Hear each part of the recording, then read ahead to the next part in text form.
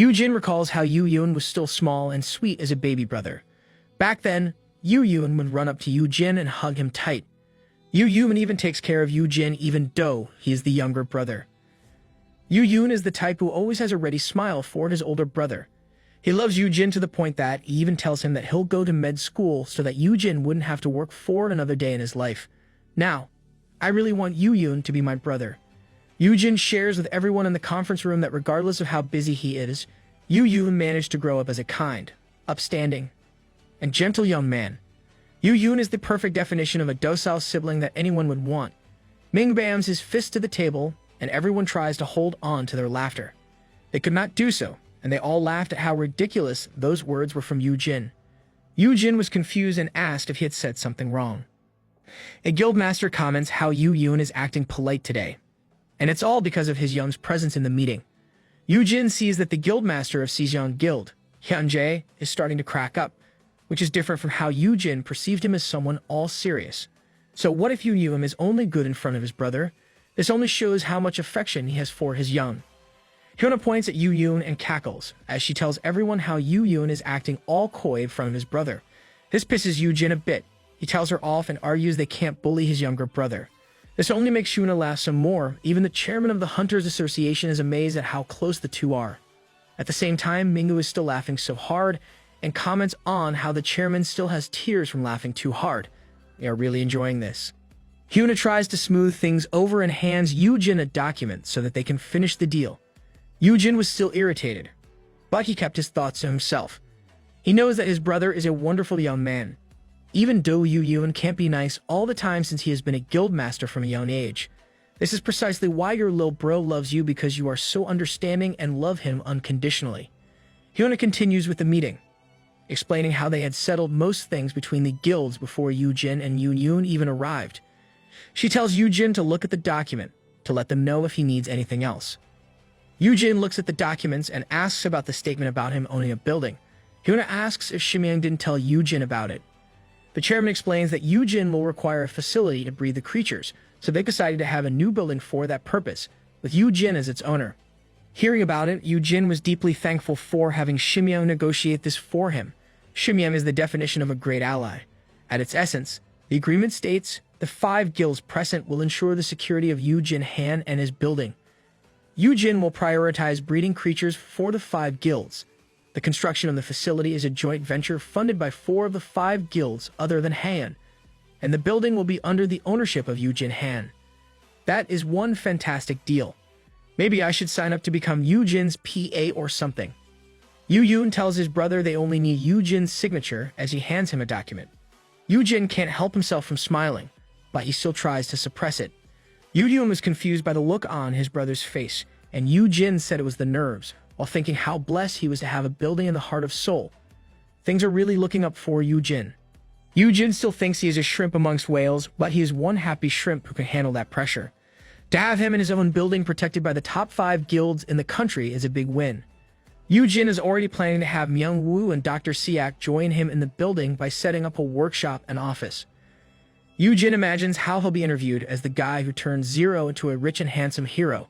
While raising a glass of wine, he'll claim that there's no secret, since he just happened to drive the best customers in the world. And, of course, peace would be there around his neck, making Yu-jin look cool. He really likes to daydream. In real life, peace is licking Yu-jin's raised hand, as he imagines how he wouldn't have to work for another day in his life. If Yu-jin could lease the building, he'll be set for life. Hyuna pats Yu-jin out of his imagination. She bids her farewell to Yu-jin and thanks him for the laugh. Yu-jin was still out of it, and he unknowingly told Hyuna it was his pleasure. Yeah, he forgot that the laughter was about Yu-jin. Hyunjae chuckles and says he'll keep the promise of Yu-jin's exception in mind and see Yu-jin around. Yu-jin was uncertain, but he still said okay. Hyunjae was referring to how Yu-jin said he would join his brother's guild if Haein became the best in the country. But the condition for the other top guilds of Korea is to become the best in the world. Yu-yun goes to Yu-jin, and Yu-jin apologizes for spacing out at the end. Yu-yun avoids eye contact, saying his young shouldn't pay attention to what the other guilds say about him. He defends himself, saying he hasn't done anything that would sit well with his conscience.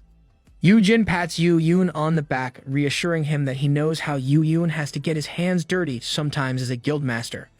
As I said, Yu-jin is understanding. Yu-jin then compliments Peace for being good and calm in his arms, making Peace purr. Yu-jin thinks about how everything went well and how life is so beautiful at that moment. Back at the dorms, a wide spread of delicious-looking food is served. Yu-jin asks if it is someone's birthday, but Myung-woo says he wants to feed Yu-jin well. Yu-jin thanks Myung-woo for the food, and he is happy that the food is as delicious as how his life will be in the future. He really is set for life. He even gets to enjoy delicious food every day. Yu-jin eats and asks if Myung-woo has a lot of stuff in the dorms. Myung-woo says he does and asks why Yu-jin is asking. Yu-jin says that Myung-woo should be prepared to pack up and leave soon. Myung-woo was shocked by Yu-jin's words, and he started breaking down before Yu-jin even managed to explain why. Like a woman who has been suddenly rejected, Myung-woo drops to the floor. Myung-woo cries his heart out and claims that Yu-jin is finally kicking him out, making Yu-jin spit some of his food out of shock. Yu-jin stands up and asks what Myung-woo means by that. Myung-woo says he knew how this would happen someday because he is only a useless F-ranker. Yu-jin tells Myung-woo not to say such things since Yu-jin himself is an F-ranker. Myung-woo answers that though they are of the same rank, Yu-jin is nothing the same.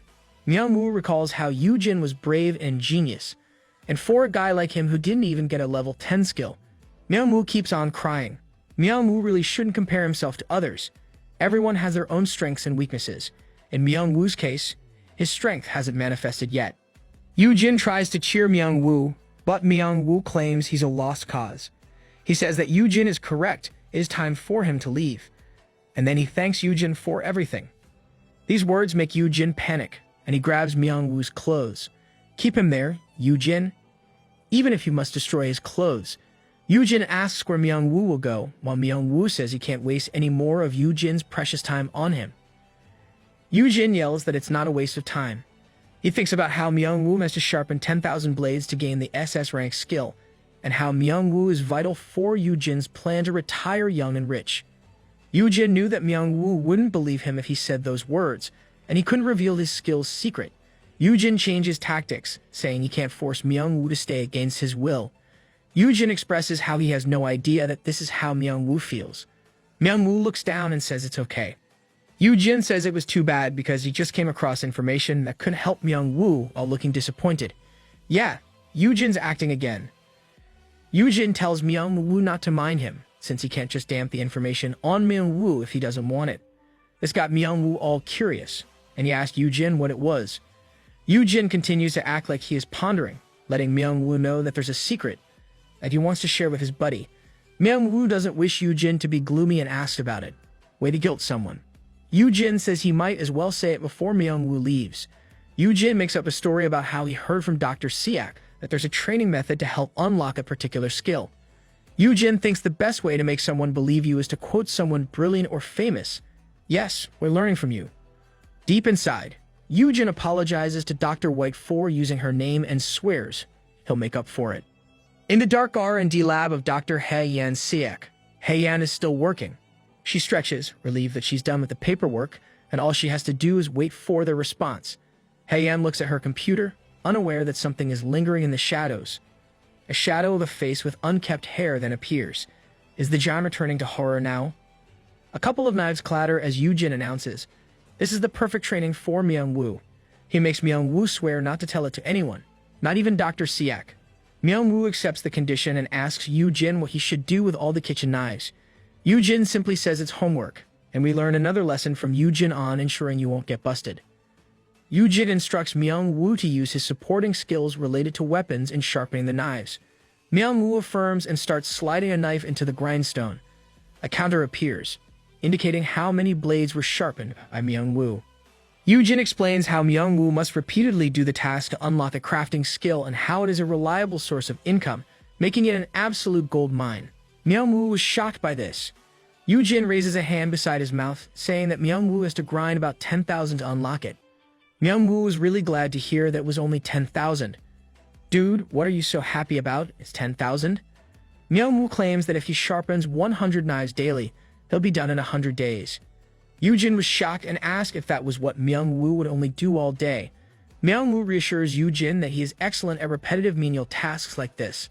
Raising a knife, Myung-woo says that he'll soon show Yu-jin Myung-woo smiles and promises to work his butt off to pay Yoo-jin back for everything.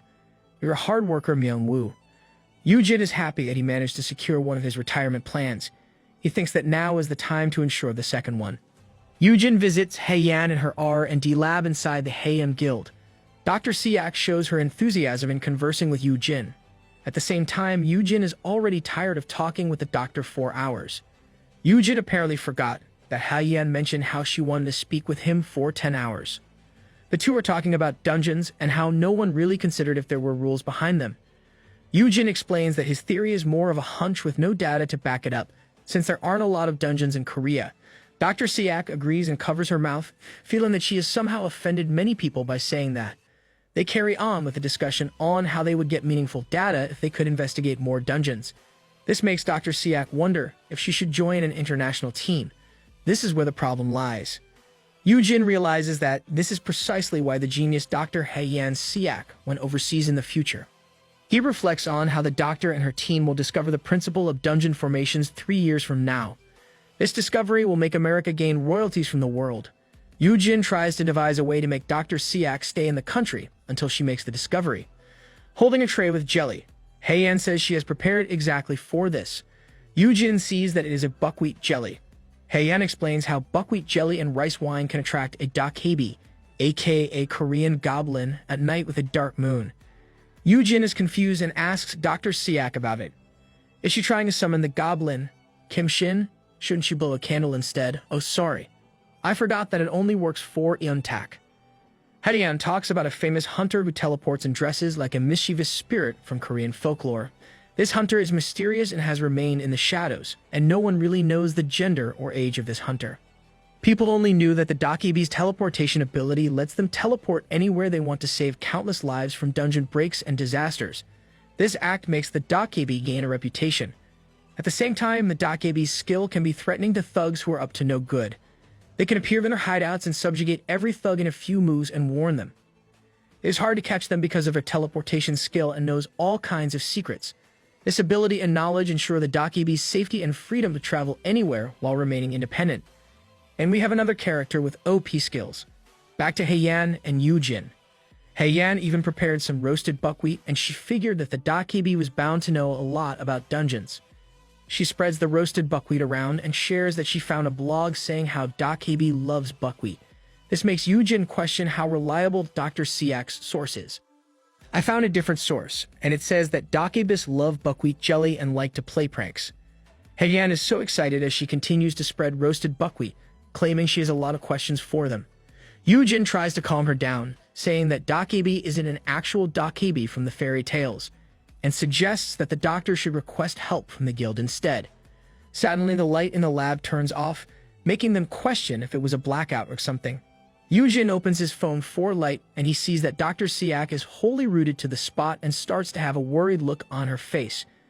She sees a bloodied masked figure with clawed hands standing right behind Yoo-jin. Yep, time to add the horror tag to this manhwa. Yoo-jin asks Dr. Siak what's wrong as the figure reaches a hand toward Yoo-jin. This makes Hae-yan scream so loud, while Yoo-jin looks back, only slightly shocked at the figure behind him. Hae-yan sadly faints, causing Yoo-jin to worry.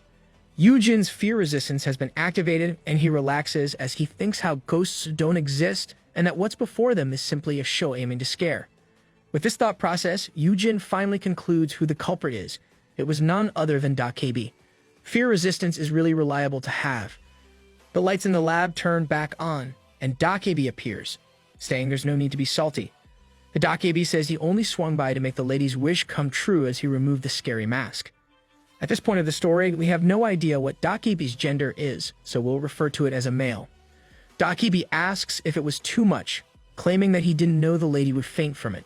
He tries to make up with Yoo-jin, referring to Yoo-jin as a gentle friend.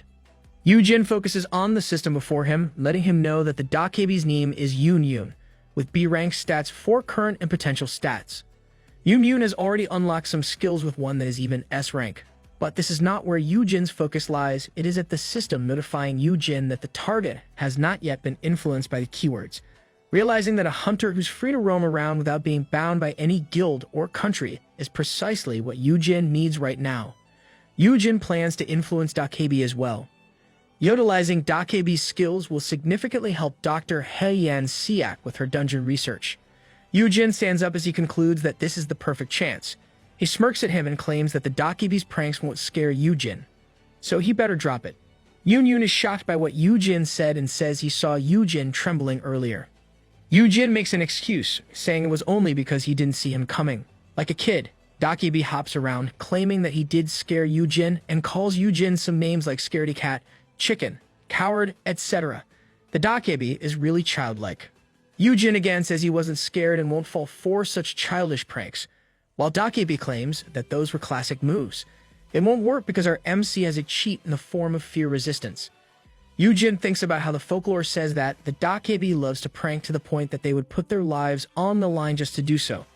Knowing this, Yujin proposes a wager to the Dakebi while thinking about how the Dakebi just met his match in Yujin. It is a devious plan for sure. Dr. Heian Siak is lying on the bed and suddenly wakes up, remembering the Dakebi. Yujin says that the Dakebi is already gone. Hien says the outfit was tacky, like it was something out of a coloring book. Seeing no response to his words, Yujin reassures Dr. Siak that the Dakebi is gone.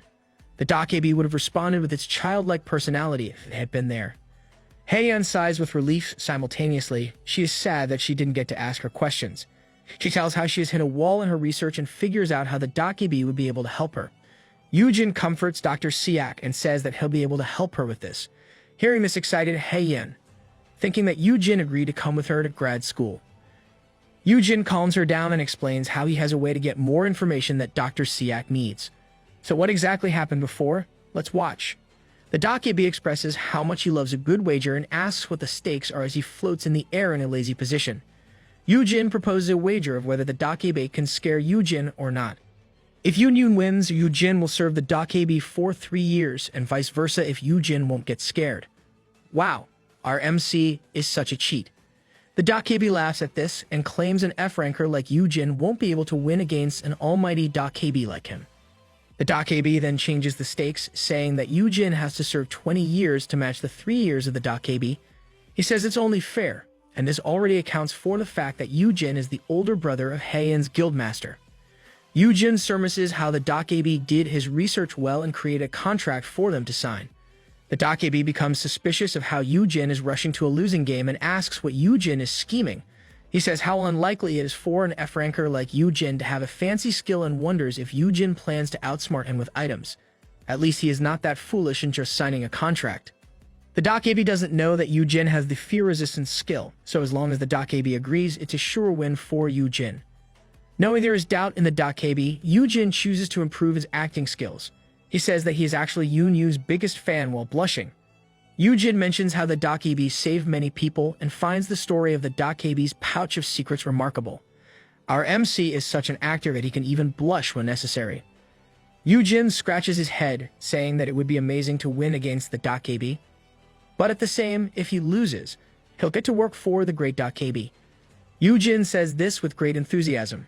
Yun becomes proud and laughs at how awesome he's while twirling in the air. I take back my word, he's still foolish. The Dakebi claims that he would have never agreed if Yujin begged to become his minion. Instead, Yujin intrigued the Dakebi by bringing up a wager and a contract.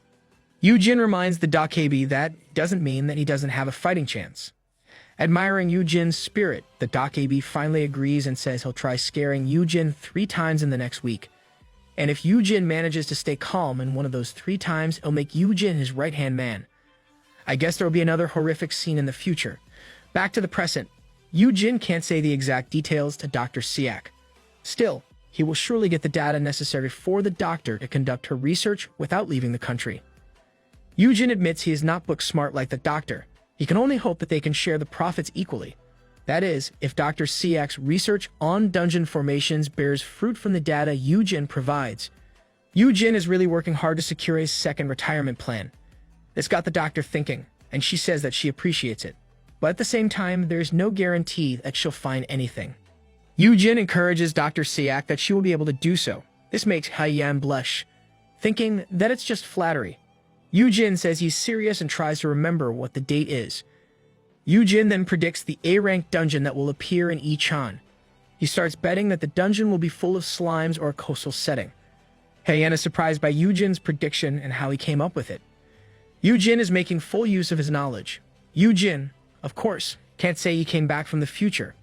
Instead, he asks Dr. Siak to seriously consider his offer if it turns out right.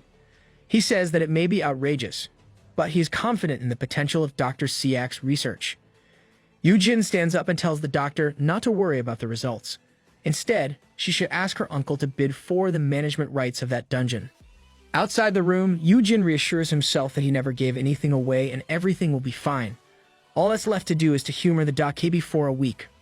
One night, an old granny slams on a window, asking if Yujin cares for an apple. Is she the witch from Snow White? Yujin ignores the Dakebi. With Peace in his arms, he pouts and says how Peace only eats meat like the good kitty he is. This marks the first attempt as a failure. In one scene, Yujin enters the house with a box while looking for Myung-woo. He says that he got more dull knives from a thrift store. Suddenly, dark clawed hands appear on the floor and grab Yujin's leg. Yujin falls with a thud, while the Dakebi comments on how Yujin has a tasty leg. Instead of getting scared, Yujin is angry at Dakebi and scolds him. He reminds him that the bet is to scare and not kill him. The Dakebi floats away, saying he never thought Yujin would fall easily. Yujin scolds the Dakebi more. He lectures how Dakebi shouldn't underestimate how weak F-rankers are. And this marks the second failed attempt. The skill is a big cheat. If it was me, I would have screamed my heart out. The Dakebi chooses a dark rainy night for his last attempt in scaring Yujin. Yujin yawns and decides to have some water as he opens the refrigerator.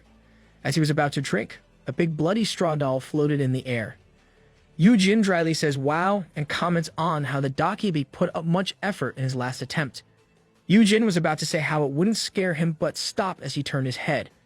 He finds a horrifying form clinging to the ceiling with its clawed hands reaching out to him. Yujin only comments that it's a combo attack. Yujin's fear resistance has nullified the fear for Yujin, and Yujin says it was somewhat scary. But he couldn't complete his sentence because Yujin bumped into something else. Is it a 3-hit combo? The figure has shoulder-length hair wearing white and on its hand is a knife. Yujin wonders if it's another of the Dakebi's schemes, then the figure turns around. There was a flash of lightning, and the sky rumbled as it showed the pale figure of Myung-woo holding a knife. I guess not, but this is scary as well. The Dakebi was so shocked that he screamed how there's a real ghost. At the same time, Yujin calmly greets Myung-woo. Myung-woo said he can't sleep, so he came out to sharpen more knives. Yujin looks back at the Dakebi and says he shouldn't be a scaredy cat. The prankster ended up getting pranked. Myung-woo hears Yujin's words and looks at the figure clinging to the corner ceiling. This scene scares Myung-woo into fainting. Wow, they really scared each other. Yujin was worried for Myung-woo, while the Dakebi was confused about what had happened. And that ends the Dakebi's third and final attempt to scare Yujin. The Dakebi lost to Yujin. Our MC got himself a new subordinate. Still wearing a ghost mask, the Dakebi cries his loss and flails around. He complains about how he'll get an earful from his minions for signing a contract on a whim.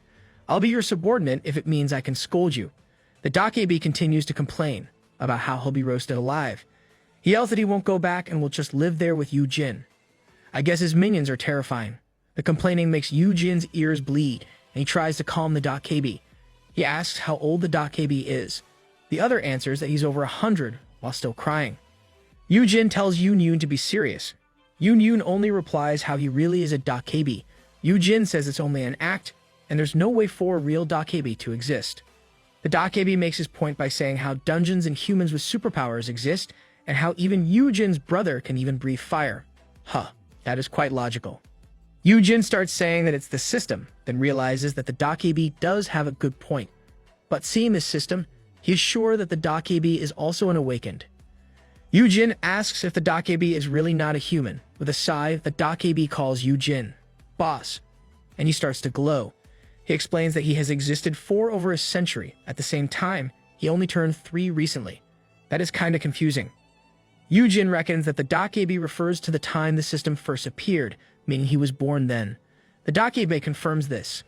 It is said in folklore that Dakebis are created objects with long existence that develop a soul of their own. In Yun-Yun's case, he has been asleep for more than 100 years, and he only woke up when the energy of the dungeon flowed into him. Oh, okay, that makes more sense. Jin guesses it was plausible since the Dakebi can teleport, which is somewhat similar to how the system connects their world to some alternate space, but to find an actual Dakebi is incredible. Jin deciphers the Dakebi's name, Yun. The first name stands for the Chinese root character for wheel. Adding the information of how old the Dakebi is, Jin thinks that the Dakebi used to be a wheel of a watermill that belonged to a family called Yun, hence the name Yun. Yun was so surprised and amazed at his new boss and asked if Jin was also a Dakebi and if he used to be a fortune teller's crystal ball. Jin said no and was amazed that he got it right himself, man of many skills and talents. Jin tells Yun to just think that Jin is worthy of being his boss.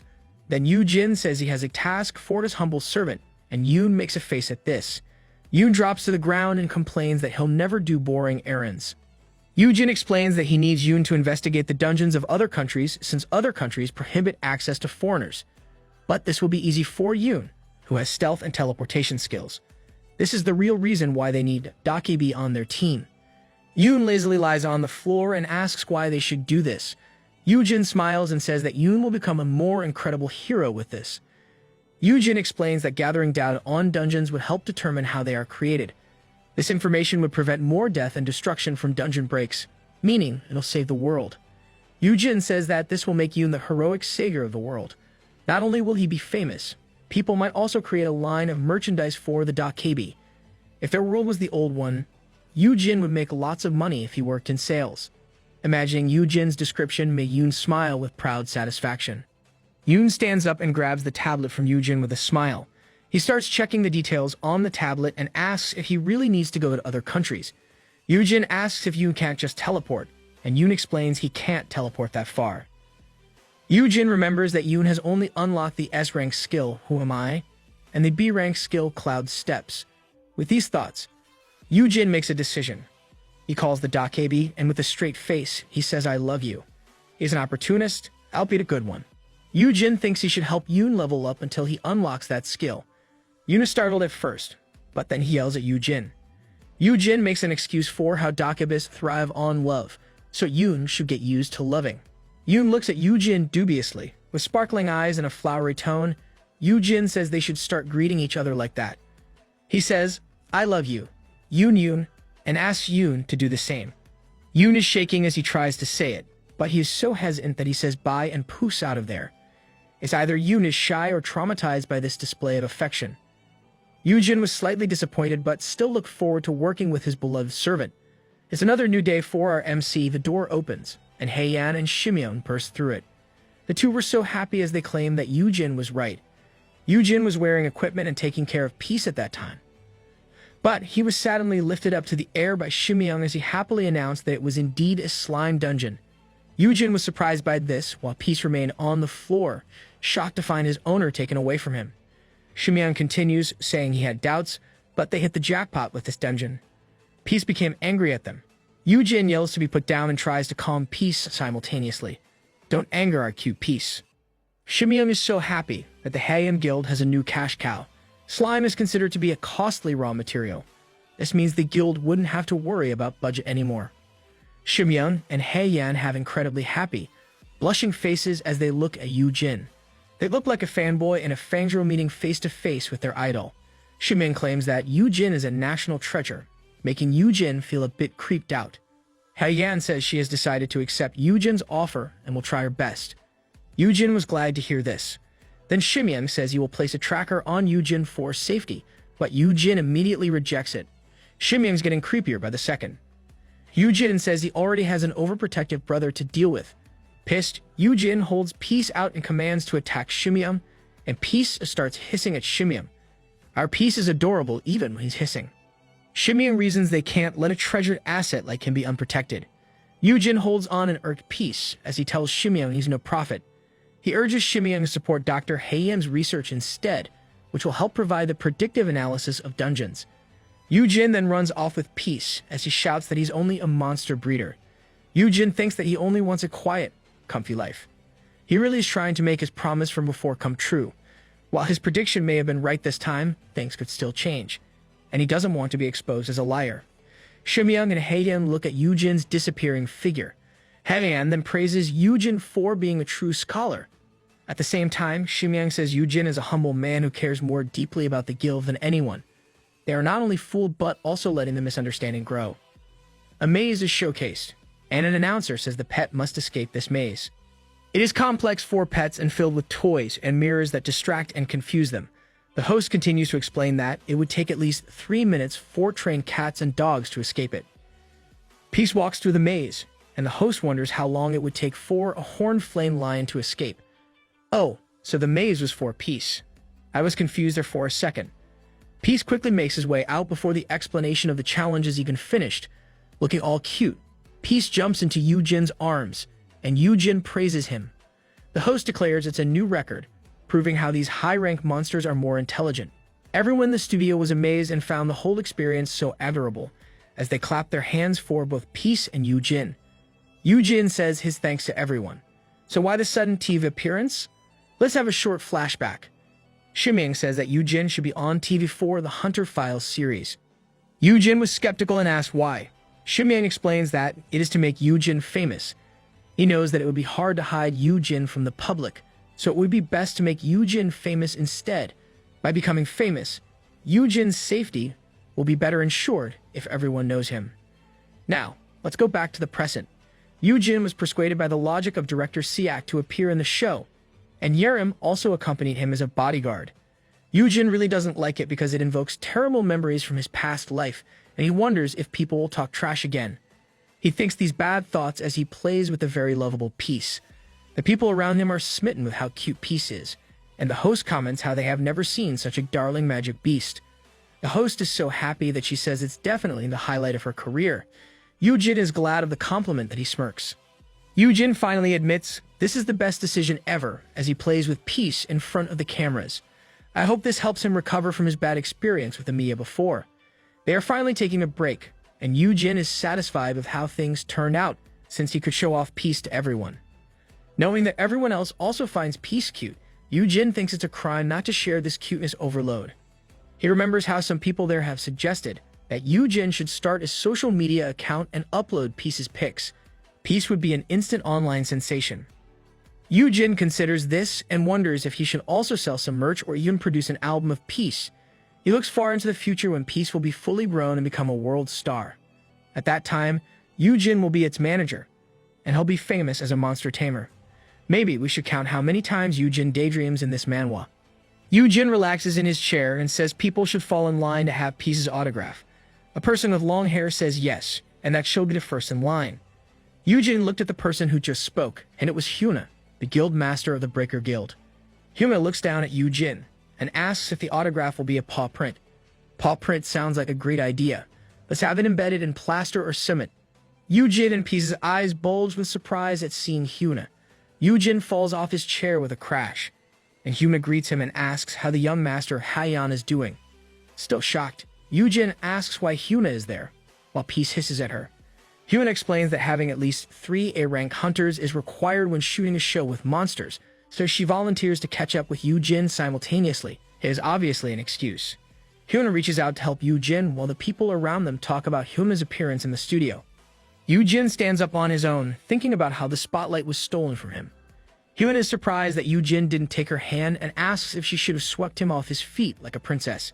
Yujin immediately rejects the idea and says they should avoid getting tangled in rumors.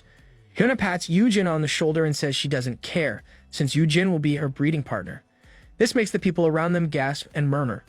Yujin was horrified and yelled that those are the exact words they should not say in public. That term is definitely misleading. Hyuna pats Yujin's shoulders with both hands, saying she really likes Yujin, and again extends an invitation to have him work for her. Yujin picked up Peace and expressed his indignation, reminding her she could only make the offer if she became the world's best. This is one tall order for him to join a guild other than his brothers. Hyuna once again compliments how Yujin never gets intimidated. Yujin says is unthinkable, since he has a brother who is also an S rank and how they are all only human at the end of the day. Hyuna smiles at this and again holds onto Yujin's shoulder, and Peace is alarmed by this. Hyuna says she appreciates the philosophy, but it concerns her a bit. Yerim runs towards them with drinks, but before she even gets near, a blast of wind is raised between them. Yerim tries to reach for Yujin but is unable to do so. Hyuna looks at Yerim and says she'll only borrow Yujin for 5 minutes. Jin is exasperated by this show of power, while Peace is shocked at what happened. Jin surmises that Hyuna has set up a barrier with the stagnant air. Peace becomes angry and growls at Hyuna. With an angry Peace in his arms, Jin asks Hyuna what she did. Hyuna smiles, saying she set up a sound barrier with a simple tweak of her skill, and tells him not to worry since her staff will explain things to Yerim. Jin wonders if it really was a simple tweak. He knows that Hyuna has already mastered her skills at this time, so a new S ranker like Yerim can't do anything against Hyuna. Hyuna says that they can finally talk in private. Jin asked what it was about while Peace was still irked in his lap. Hyuna says she just wants to be careful when talking trash about someone like Jin's little brother. Yes, she set up a barrier just to talk behind Yoon. I think it's a waste of MP. This statement makes Jin pause. Hyuna says she's worried that Jin doesn't really know his own brother. She looks at Jin and comments that he is already agitated when she hasn't said anything yet. Jin glares at Hyuna, obvious that he doesn't want to hear any trash talk about his brother. Peace hisses at Hyuna, and Hyuna says to relax since she doesn't mean any harm. She's also smitten with Peace. Hyuna swears she's not there to drive a wedge between the brothers. Patting Jin's shoulder, she advises Jin to reevaluate his opinion of his beloved brother. She admits that they all laughed back in the conference because they thought the words from Jin's mouth were ridiculous. She says that Jin can't ignore this if he really wants to get into that kind of business. She asks if Jin really has a lot of faith in his brother and if the excellent baby brother really became a guild master simply because he was capable. Hyuna is skeptical at how an orphaned kid grows into a sweet young man because of a loving older brother despite the poverty and hardship. Hyuna says it's so unrealistic. It may seem unrealistic, but she really shouldn't butt in. Jin starts to talk back, but Hyuna says that Jin really thinks Yoon is an angel. She asserts that there is something that Jin doesn't realize. Angels can't stomp on others to build their guild. She then asks Jin if he wants her to tell him what kind of life his brother led as a hunter. I think Hyuna will tell him whether he wants to hear it or not. Let's continue the story with a flashback from the Breaker Guild Master. Hyuna was a former athlete, ever since she awakened. She was disqualified from any competitive sports, hence she became a guild master instead. She doesn't know much about managing a guild, so the corporate sponsor ran it. And among the country's top 5 guilds, only 2 guild masters are truly in charge of their own guilds. These were Hyunji Sum of the Sejong Guild and Yoon Han of the Haean Guild.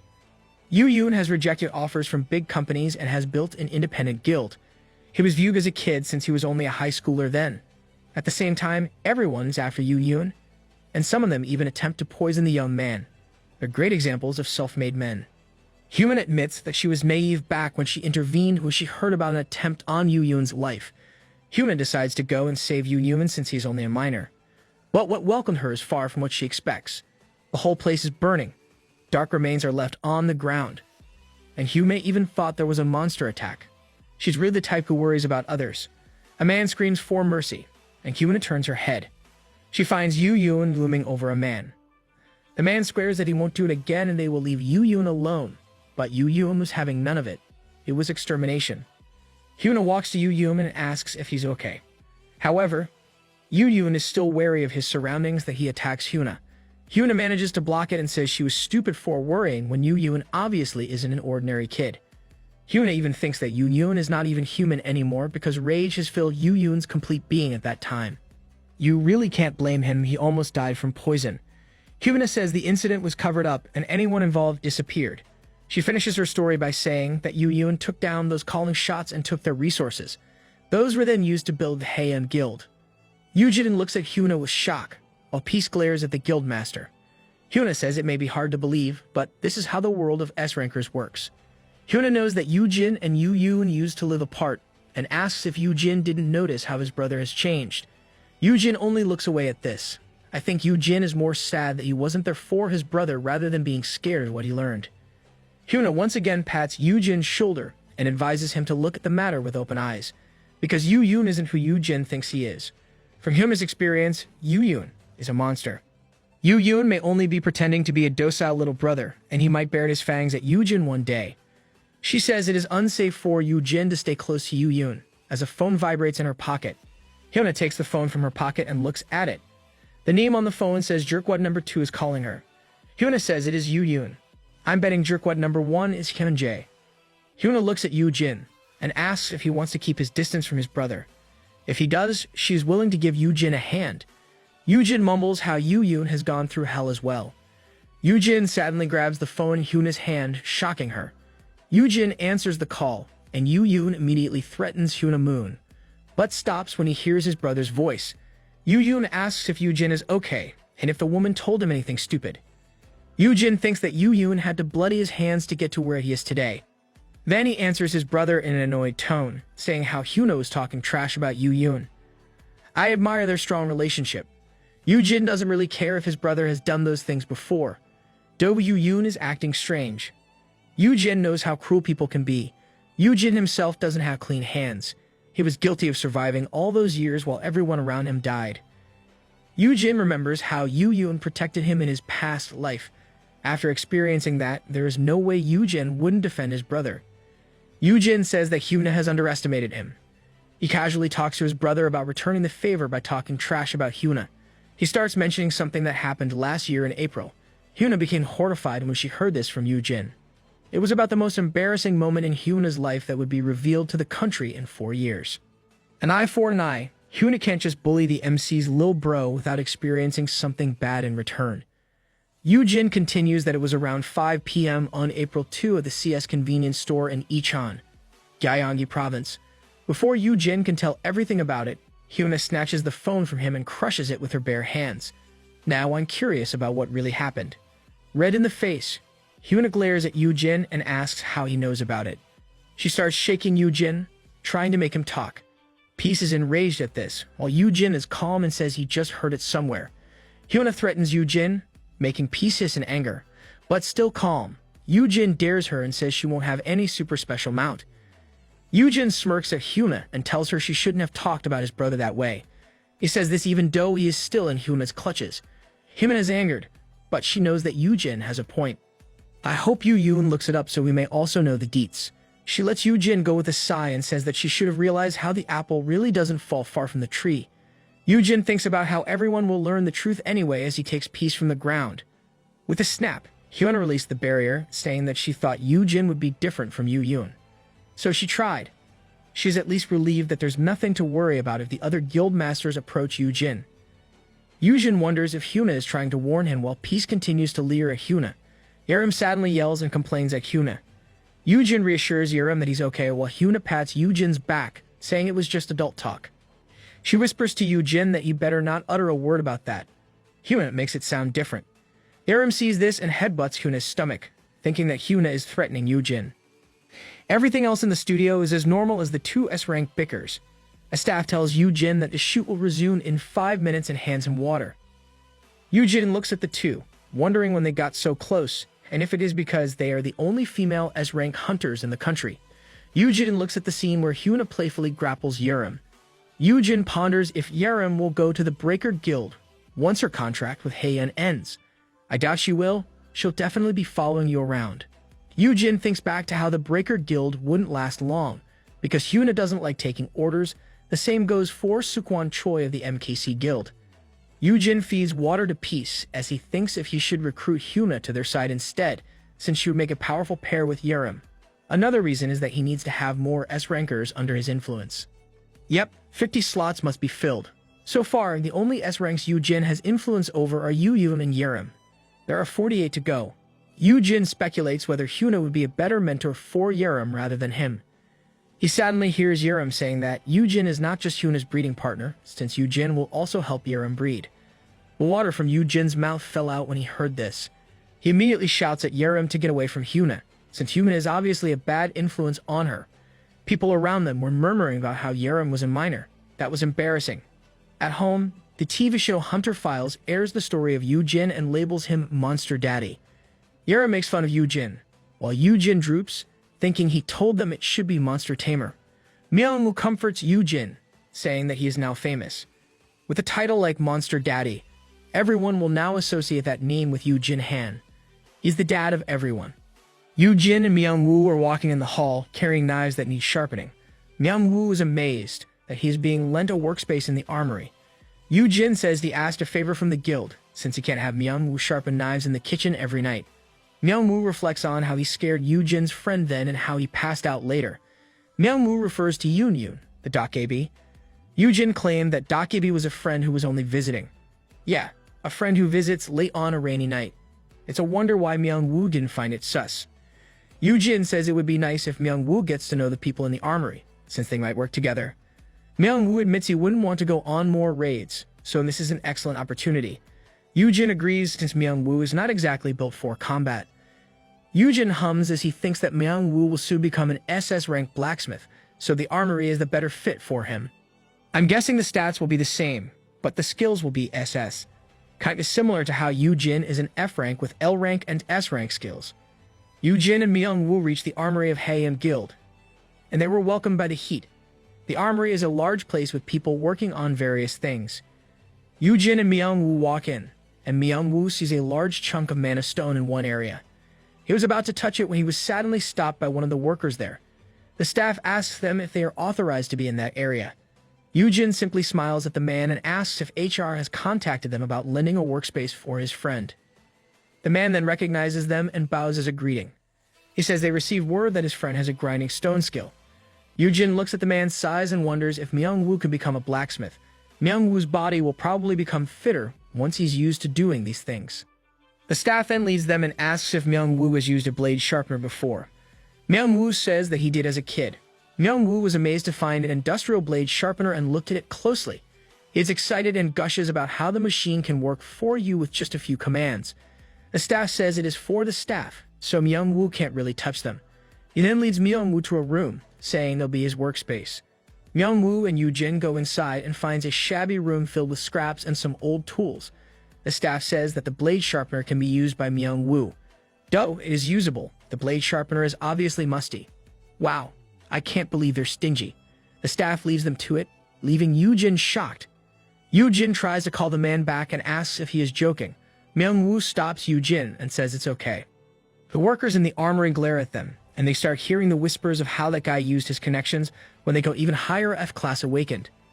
Another mentions that they must cater to nepotism despite things being hectic. Myung-woo says Yujin can't blame them because, from their perspective, Myung-woo must have pulled some strings to be there. Myung-woo smiles at Yujin and says he is glad he can work using a professional tool and will do his best. Myung-woo is really tender-hearted. Yujin feels terrible about this, but Myung-woo keeps a positive outlook. Myung-woo pulls on a chair before the blade sharpener to get started. Yujin asks if Myung-woo is okay since it has been a long time since Myung-woo used a tool like this. Myung-woo says he'll try it as he takes one of the dull knives and starts the blade sharpener using a foot controller. Myung-woo and Yujin were glad it was working, and Myung-woo started grinding the blade. Yujin is amazed and confirms that using a tool like this still counts in unlocking this skill. Myung-woo checks the knife and says it'll work. Yujin thinks it is better that Myung-woo uses a manual tool like this instead of the big machine outside to unlock his skill. It'll also help Myung-woo get better in the actual process. Myung-woo is feeling happy. He ties his hair up and starts grinding more knives.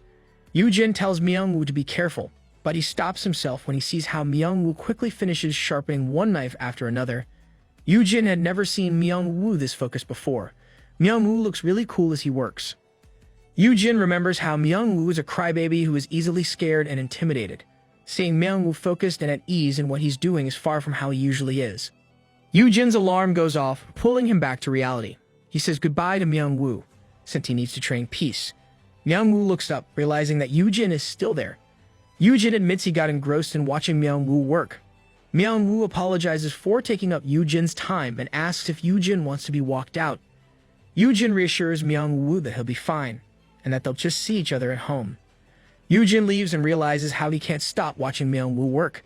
He compares Myung-woo to a fish out of water that finally managed to return to his own domain and is now swimming freely. Yujin is sure that Myung-woo was born to do this, and that he doesn't have to worry about him.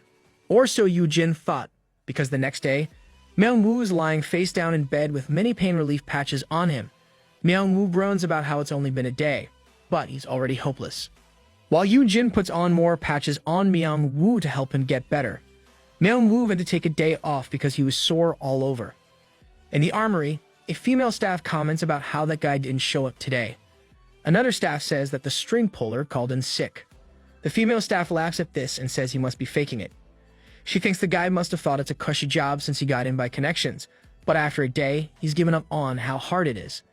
Another asks if someone wanting a relaxing job can pull that off, making another ask him to pull off what? The staff says that there are 1,000 knives, and the string puller has sharpened all of them in one day. Wow! Myung-woo said before that he'll sharpen 100 knives daily, but he surpassed himself this time. A staff looks inside Myung-woo's workspace, and he finds hundreds of newly sharpened knives in boxes there.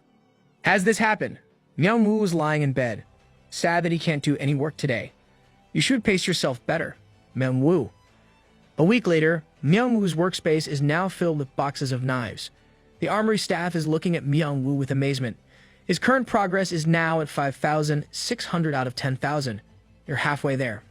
A hearty meal is on the table, and Yoo-jin asks if Myung-woo's sharpening blades have also sharpened his cooking skills. Yerim is so amazed at all the food before her that she asks to live happily ever after with Myung-woo, and starts referring to him as Upa. Yerim cries as she eats, while Yoo-jin asks if Yerim seriously just called Myung-woo Upa. You should up your game, Yoo-jin. You're still being referred to as Ajersi by Yerim. Yerim continues eating and says that she needs to eat up since she can't have this kind of stuff in the dungeon. Yoo-jin remembers that Yerim has a raid that day. Yerim complains that it is so dull that she has to go to B-rank dungeons because she's only a minor. But she has to do it since she wants to level up, get new skills, and get rich. She wonders out loud if she should go on raids every day and use all her skills to clear dungeons. Yoo-jin warns her about this, explaining how easy it is to tell when the health is low, but it is not the same with mana. Yoo-jin patiently explains that Yerim wouldn't want to run out of mana in the middle of a dungeon and pass out. The system doesn't show an HP and MP bar, so hunters must be wary of this. Yoo-jin starts explaining MP potions, but then asks how much mana Yerim has. Yerim answers 102, making Yoo-jin feel incompetent with his base MP of 2. With an additional 29 from his equipment, Yoo-jin forgot about explaining and starts brooding at how Yerim's MP is 51 times his and still 5 times more if he counts his equipment. He laments how he is in no position to worry about her. Yerim just ignores this and looks at Myung-woo. Calling him Upa, she asks when Myung-woo will go on his next raid. Yerim suggests that Myung-woo should join as his chef and he'll be rich in no time. Myung-woo laughs at this, saying that he's not sure. Myung-woo can't say it straight that he doesn't want to enter dungeons anymore. Yoo-jin looks at Myung-woo's worn-out hands and asks Myung-woo if he's not pushing himself too much with the daily grinding and cooking. Myung-woo assures Yoo-jin that he's having a great time. Still concerned, Yoo-jin hands his gloves to Myung-woo and says he should use them. Myung-woo asks if it's okay, since these are expensive and an A-grade item. Yoo-jin makes an excuse that he hardly uses them, since it's hot, and tells Myung-woo to use them until he's done with his knife grinding. Myung-woo tears up at this and squeezes Yoo-jin. He thanks Yoo-jin and promises to never take the gloves off. Yoo-jin is shocked and tells Myung-woo to get off. Yoo-jin also reminds Myung-woo to at least take them off when he goes to the bathroom. That's gross. Although it took time, the people in the armory started to warm up to Myung-woo. One afternoon, he was feeling hot, and one of the staff gave him a towel laced with mana stone to help him maintain his body temperature. Yo, we need that kind of stuff for summer. The staff says it gets really hot in the armory, and Myung-woo is thankful for it. One night, Myung-woo finished late. He went out of his workspace and finds that everyone is gone. He sees the mana stone he was looking at before and looks closer. Myung-woo is amazed at how it can glow on its own. Yeah, it'll make the perfect night lamp. A voice shouts that he can't touch it, spooking Myung-woo upright. Myung-woo turns, saying he didn't touch it, and realizes it was the staff from when he first got in. The man explains it is an S-rank mana stone that can fetch at least 1 billion won. That's more than $760,000. I'll just buy myself a lamp from IKEA. Myung-woo was so shocked to hear this. The staff continues to explain how fully intact stones of this size are rare. The armory has left it as is for now, since they're not sure what's best to do with it. He says it's disappointing that even with a big armory crew, they don't have anyone to handle a beauty like this. The man softly knocks on the mana stone as he says this. Myung-woo's not allowed to touch it, but the staff obviously can. He says he did not mean to offend him, but an F-ranker like Myung-woo can never even attempt anything on the mana stone. The staff then changes the subject and asks if the other staff are still giving him grief for getting into the armory using connections. Myung-woo stammers a no, but the other man only continues to explain how this place is run on meritocracy. Many people must prove themselves skilled to be accepted. Myung-woo scratches his head and accepts this. The man then says that some people need the chance to shine in life. He compares it to a diamond in the rough that hasn't been polished. Myung-woo looks up at this and the man reveals that he knows that Myung-woo even sharpened the crew's tools and that they look brand new. He's really been outdoing himself every day. He compliments Myung-woo for his diligence. The man wants Myung-woo to prove him wrong. If Myung-woo really wants to get in, he must prove that he didn't get in because he pulled strings. Even if Myung-woo doesn't have enough strength stats, gears can overcome this. Myung-woo says he will try his best and smiles at the man. Things were finally moving on smoothly until one particular moment. A door slams open and a female staff asks for Hunter Myung-woo. The female staff member has a worried look on her face and asks for Myung-woo to come with her. She says that they need to investigate the disappearance of Hunter Yoojin Han. What? Yoojin's missing? A particular little bro will blow up at this. Myung-woo's face paled when he heard this. With disbelief, Myung-woo asks if he heard it right and if Yoojin is missing. Myung-woo asks what they mean because he knows for a fact that Yoojin will be at the guild the whole day. Yoojin didn't even receive any calls from anyone suspicious. The one confirms if they can rule out Yoojin purposely getting off the grid. This would make one wonder if Yoojin did purposely get off the grid. Yerim suddenly bursts into the room and asks where Yoojin is. Myung-woo is surprised at Yerim's appearance, since he knows that Yerim has a scheduled raid for today. Yerim says she was on the way there, but returned when she heard the news. Another staff leads Yerim to where the guild master is, and they all start leaving Myung-woo. Myung-woo stops them and asks if there's anything he can do. One of the staff says that it would be best for Myung-woo to stay there for his own safety, and he respectfully says there's not much he can do in this situation. The reality dismays Myung-woo, and he can't do anything about it. It's the truth, but it still hurts to hear it. So what really happened to Yoojin?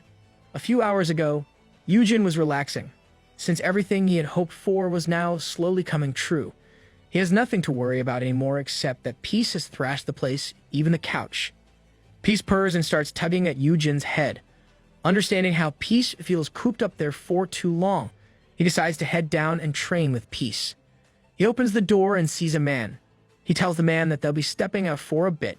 If Yoojin was taken, this guy would be suspect number one. For Yoojin, having a bodyguard feels like an overkill. After negotiating with the top guilds, everyone agreed to take turns sending bodyguards for Yoojin. Yoojin believes the guilds are only trying to win him over in the pretense of protection. Oh, it's for Yoojin's protection. I guess this is how those guilds are ensuring Yoojin's safety. Yoojin looks at the current bodyguard with his skill and learns that the man is a B ranker from the MKC guild. The man contacts another person in his earpiece, then asks if Yoojin will go to the training room as they enter the elevator. Yoojin says they're heading to the second basement floor. Peace goes over his shoulder and presses the B2 button on the wall. This shocks Yoojin, and he starts complimenting Peace for being clever. We all need intelligent Peace in our life. He proudly shows off Peace to the current bodyguard, but the man ignores him completely. Feeling embarrassed, Yoojin falls silent and just picks Peace up. Yoojin is surprised this bodyguard is not amazed by Peace. He remembers how the bodyguard yesterday was fawning at Peace. Yoojin concludes that not everyone has to like Peace. No, that man is sus. Who wouldn't like Peace? The elevator door opens, and other people in red suits get in.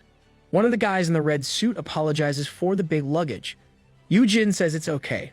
Then he uses his promising sprout skill on them to check their ranks. He identifies that the men are low-ranked to be working for Haeyeon. Now we have our suspect number 2. It kinda adds up since they can overpower Yoojin with their number. A bit suspicious, Yoojin asks them if they're from another guild. One of them answers that they're from the Bricks Guild, a subsidiary of Haeyeon. He explains they're there to borrow the training room and test some of their items. He even makes a point of saying that they passed the security check and they're not suspicious. It's more suspicious that you'll claim you're not. Everyone laughs at this while Yoojin joins them, saying they aren't. They reach the second basement, and everyone gets out, with the men in red heading to a different room. Yoojin thinks those guys were suspicious as he, and his bodyguard head in the opposite direction.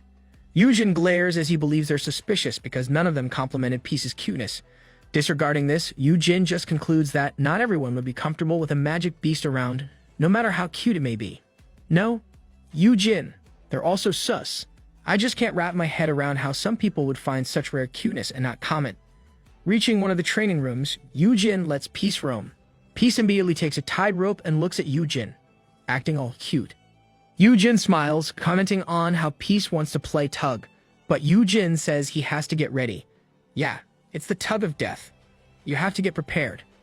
Unbeknownst to Yu Jin, the men in red from before are now behind him. They are holding a rope and a bottle with some weird substance in it. It was right to be suspicious. Yu Jin turned his head, and a red powder was thrown to his and Peace's way. The system tells him that it is the Watchman's fruit, and his poison resistance activates, canceling the effects of the item. Peace was surprised at this, and he inhaled some of the powder. He growls, but then he plops down with a whimper. Yu Jin screams for peace, but one of the men clasps a handkerchief to his nose and mouth. The men in red are surprised that Yu Jin is still awake. One of them says it might be a piece of equipment. Yu Jin realizes that those were the men from Brick's guild. He fights back by kicking the man in front of him. He wonders how they got in, and he manages to escape these men. One of them is so surprised, commenting on how Yu Jin was supposed to be an F-ranker. He's a pay-to-win F-ranker. Yu Jin makes it to the door and finds his bodyguard just outside. He yells for help, but the bodyguard punches him instead. The bodyguard tells the others to get it together and says that Yu Jin must have some fancy equipment that he got from his brother. He commands them to remove the equipment from Yu Jin. You are absolutely right to be suspicious before Yu Jin. Everyone you come across is out to kidnap you. The man removes Yu Jin's gloves and belt, decreasing his strength and dexterity stats to single digits. He ponders if MKC has betrayed them. Yu Jin tries to focus and looks for a way to escape this situation. The man holding him notices Yu Jin's studs and wonders if those have antidote buffs. The man forcefully removes it from Yu Jin's ears, removing 29 points of his mana. Yu Jin thinks back to how many times he used the Promising Sprout skill. Without the studs, Yu Jin felt weak. Remember the lesson on MP that Yu Jin gave to Yeren before? This is what happens when you lack MP. The men in red are finally relieved that Yu Jin has settled down. They threw Yu Jin and Peace in their big luggage, and they were confident they could get out, since they already passed the security when they came in. Before Yu Jin totally passes out, he curses inside. He thinks he should have known that anyone who doesn't find Peace cute is suspicious. Lesson learned. Water splashes on Yu Jin, and he wakes up coughing. His hands were tied, and before him was a thug with some sort of tattoo on his left eye. Yu Jin identifies the guy as a B-ranker named Wooja Kim using his skill. Yu Jin tries to remember anything about the guy, but doesn't recall it from anywhere. Yu Jin thinks that with a B rank, this guy might be the guild master or deputy of a kidnapping guild. Even kidnappers are in a guild now. Wooja stands up and says he feels terrible for bullying a weak F-ranker but wants to immediately get to the point. Wooja yanks on Yu Jin's head and asks Yu Jin to hand over the owner's token of the Horned Flame Lion.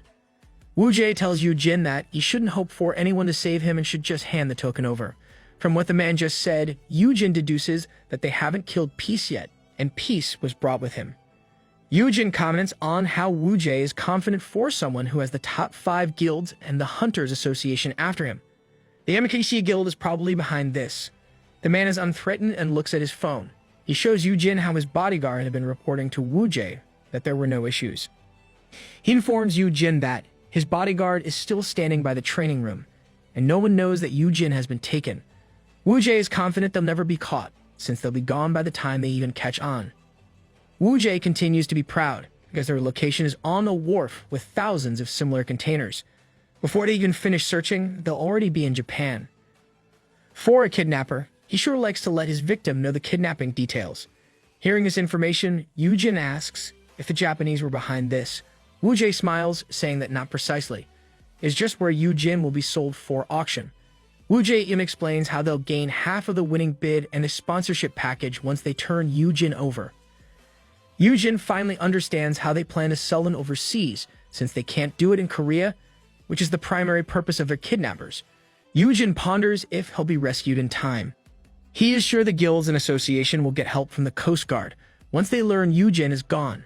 The main problem is when he is carried to international waters. At best, Yu Jin must stall them. It really helps that he has fear resistance, which will keep him from panicking. Wooja smirks and tells Yu Jin to just hand over the owner's token. Yu Jin chuckles at this and says that he wouldn't give them the token just like that. Wooja is perplexed, but Yu Jin says that Wooja just let him know how valuable he is, so there's no need to be scared, since they need to get Yu Jin there in one piece. Wooja compliments Yu Jin for being smart. Yu Jin raises a finger and tells Wooja that he just happens to be more stupid and ugly. Yu Jin mocks Wooja that he won't be able to use the token properly even if he has it. Even Yu Yun had a hard time with peace though he had the owner's token before. Wu Jie sadly knees Yu Jin, clearly irritated as he says that Yu Jin doesn't understand his situation. Yu Jin looks up at Wu Jie and tells him that he does. He describes how he has been taken before by thugs with crappy skills. B-rankers like Wu Jie are so common that even a dozen of Wu Jie are nothing compared to Yu Jin. Wu Jie lifts his foot and stomps on Yu Jin. Yu Jin's leg cracks on the impact, making him scream in pain. Wu Jie admits that Yu Jin is too valuable and that he can only go as far as this. You're dead once little bro finds you. Wu Jie continued to step on him, then Yu Jin was suddenly lifted by the collar. In Yu Jin's head, he wants Wu Jie to continue. He doesn't care how hurt he'll be as long as he can buy more time before being sold off. Wu Jie drags Yu Jin and opens a container door. Wu Jie says that he'll introduce Yu Jin to a friend of his. He then throws Yu Jin by a cage. Wu Jie says they also have a pet. Yu Jin asks what Wu Jie means, then a black tentacle slithers to Yu Jin, making him scream in shock. Wu Jie smirks, commenting on how Yu Jin is finally getting scared. I doubt Yu Jin is worried. The black tentacle belongs to a monster with yellow eyes. Wu Jie explains that the magic beast is Creek, a C-rank dungeon monster cursing its prey with poison in its tentacles. Once affected, people will end up drooling or crawling for half an hour. Wu Jie says Yu Jin will still be in good shape to be sold, so he doesn't have to worry. This kidnapper likes to explain things in detail. Wu Jie pushes the container door to a close, saying that he'll give them some privacy for 30 minutes. And the door completely shuts, leaving Yu Jin in darkness, that they'll buy him some time somehow. In Haiyan Guild, Yerim slams a door open and approaches Yu Yun, who is wiping his hands. Yu Yun says that MKC has reached out, but Yerim yanks on Yu Yun's clothes, demanding an explanation. Yerim is angry as she asks how Yu Yun claimed that Haiyan has the best security and no harm would come to Yu Jin. So how did something like this happen? I'm sure Yu Yun is only calm on the surface. He's definitely angry. Delby's not showing it. Yu Yun says that it wouldn't have happened in normal circumstances. He explains how subordinates of S-rankers who experienced dungeon raids together wouldn't betray their bosses, especially if the dungeon they raided was an S-rank. He compares this to how wild animals submit to their alphas to survive. Hunters are also instinctively bound to their superiors. It's a hunter thing. Yu Yun says that the hunters appointed to be Yu Jin's bodyguards are direct subordinates of guild masters. But what happened today is different. The bodyguard sent by MKC isn't the one who they were supposed to send. Someone in MKC squawked it at the last minute. Yu Yun continues to explain how MKC is run by influential unawakened individuals, so the power structure is split into two. It was the sponsors who schemed to take advantage of the situation. And this just shows how Sukwon has little control over his guild. This is probably what Yu Jin was referring to before from chapter 33, when he mentioned how Breaker Guild and MKC won't last long. Though it's happening earlier this time. Yu Yun admits how he knew that the two factions were about to clash. He didn't expect one faction to partner with a subsidiary of Haiyan Do. He also confesses that these people used low-rank hunters, but he should have been more cautious, since Yu Jin is an F rank, making him not safe from anyone. Yerim gets to the point and asks what the MKC Guildmaster said and where Yu Jin is kept. Yu Yun says it is why he called for her, as he removes the hand on his clothes. Yu Yun confirms if Yerim can use White Corpse. The White Corpse is Yerim's skill that can collect information from dead bodies. It was first mentioned in chapter 14. Yerim's eyes leer at this, and she comments on how it smells like blood in that place. She asks if the guy is in the room and if it's the dead bodyguard's memories. Yu Yun confirms and instructs Yerim to learn where they might be keeping Yu Jin. Yu Yun opens the room door and says that he has informed MKC that Haiyan will be taking care of the bodyguard. Yerim comments on how this would be more reliable than making the guy talk. Yu Yun warns Yerim that Yu Jin must never know about this. Yerim agrees as she passes Yu Yun. They always seem to compromise when it comes to Yu Jin's safety. Back in the wharf, Wu Jie looks at his phone. He is wondering why the bodyguards stopped texting him. He wonders if they were already found out. Wu Jie dismisses it and focuses on getting the token, even if they fail the operation. He means that even if Yu Jin dies, their priority is the Horned Flame Lion, so they'll still make a fortune. Wu Jie opens the container door and happily asks if Yu Jin had a lovely time. He finds Yu Jin lying face down on the floor. He taps Yu Jin with his foot and wonders why Yu Jin passed out when the curse doesn't have that effect. Yu Jin lifts his head and Wu Jie laughs. Wu Jie asks if Yu Jin fainted from all his screaming and kicking. Yujin mumbles and Wujie asks what he's saying. Yujin calls for Inky to do it now. The creek from before is now sticking atop the door behind Wujie. Wujie smirks, asking who Inky is, and he is suddenly attacked by the creek. Ha! Yujin has influenced creek. Wujie manages to avoid at first, but Inky's tentacle catches his arm. With disbelief, he looks at Yujin, who caresses Inky's face. Wujie screams at how they were informed that Yujin can only tame infant monsters. Yujin smiles as he says that it is normal for hunters to never reveal the true extent of their skills. And with that, Yujin commands Inky to bite the evil man. New pet acquired.